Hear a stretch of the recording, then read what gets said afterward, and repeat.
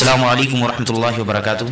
नाजरीन, हमारे मुल्क के अंदर बहुत सारे धर्म के लोग रहते हैं और सब मिल जुल कर काम करते हैं। बहुत सारी कंपनियां, बहुत सारे कारखाने, बहुत सारी फैक्ट्रियां ऐसी होती हैं कि जिसमें हिंदू, मुस्लिम, सिख, ईसाई सब मिलकर काम करते हैं और आपस में एक दूसरे का खूब सम्मान करते हैं, खूब ध्यान रखते हैं, खूब ख्याल रखते हैं। इसी तरह अपने खुशी के मौके पर, अपने त्योहारों पर भी एक दूसरे को पूछते हैं और तोहफे तहाइफ देते हैं। जैसा कि मुसलमानों की ईद होती है तो वो अपनी ईद पर उनके यहाँ जो शीर वगैरह, जो मीठा वगैरह बनता है वो भी अपने मिलने वालों को, चाहे वो मुसलमान हो, गैर मुस्लिम हो, सबके यहाँ पहुँचाते हैं। इसी तरह से हमारे जो गैर मुस्लिम भाई हैं वो भी अपने त्योहारों पर मुसलमानों का ख्याल रखते हैं और उनको अपने यहाँ से तोहफे तहाइफ, मिठाइयाँ अपने त्योहारों पर खूब पेश करते हैं।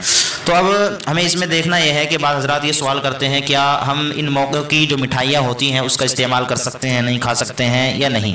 तो इसके लिए हम मादर इल्मी दारुल उलूम देवबंद का फतवा देखते हैं। साइल सवाल करते हैं, प्रसाद की मिठाई जो गैर हज़रात अपनी पूजा करने के बावजूद बांटते हैं उसका खाना कैसा है? गैर मुस्लिम की तरफ से दी गई दिवाली की मिठाई खाना कैसा है? बराए मेहरबानी इनका जवाब मरहमत फरमाएँ।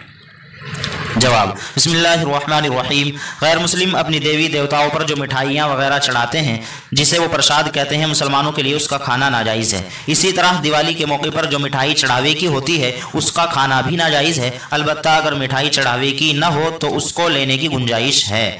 यानी इसमें बतलाया ये गया है कि जो मिठाइयाँ वो बग़ैर किसी चढ़ावे के, बग़ैर किसी अपनी देवी देवताओं के पूजा के लाकर देते हैं। आमतौर से ऐसा ही होता है कि वो अपनी दुकानों से, किसी दुकान वगैरह से ख़रीदते हैं और दे देते हैं, तो उसका इस्तेमाल जायज़ है। लेकिन अगर हमें यकीन हो कि ये चढ़ावा है, ये प्रसाद है, या ये मिठाई किसी पूजा वगैरह की है, किसी मूर्ति पर, किसी देवी पर, किसी देवता पर उन्होंने पूजी है और उसके बाद फिर हमें लाकर दे रहे हैं, तो उसका इस्तेमाल दुरुस्त नहीं है। लेकिन अगर उन्होंने किसी दुकान से ख़रीद कर लाकर दी है तो फिर उसका इस्तेमाल सही है, उसे खा सकते हैं। वल्लाहु आलम। दारुल इफ्ता, दारुल उलूम देवबंद।